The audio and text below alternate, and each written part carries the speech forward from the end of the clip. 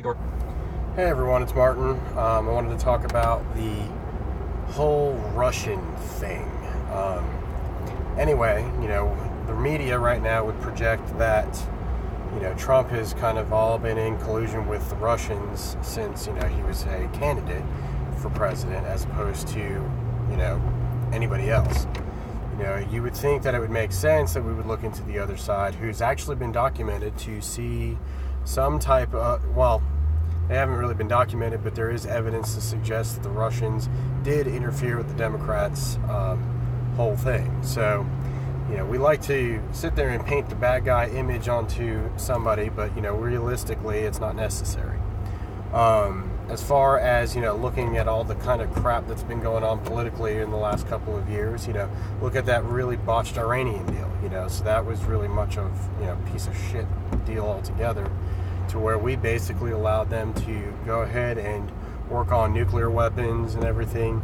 And really, the Iranians didn't do a whole lot for us. We kind of got nothing out of it. Or take the case of Bradley Chelsea Manning, who actually was convicted of espionage, by providing secret intelligence to the enemy.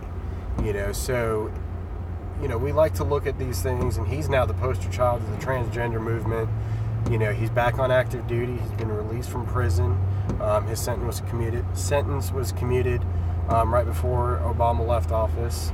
But yet we are all eyes on Russia, all eyes on Trump, and what their campaign did, or allegedly did, with the Russians prior to the presidency. So my real take on this is, why are we really going to be all upset about that? Why don't we just extend an olive branch with the Russians? Pull up our pants, stop comparing notes down there, and, really come to the grips of the fact that, we're both major countries in the world. We both can provide substantial economic impact to each other. We don't need to sit there and prove who's the bigger kid on the block, who's the stronger kid on the block. We both know that the other one is more than capable of world annihilation. So why do we even need to bother with that?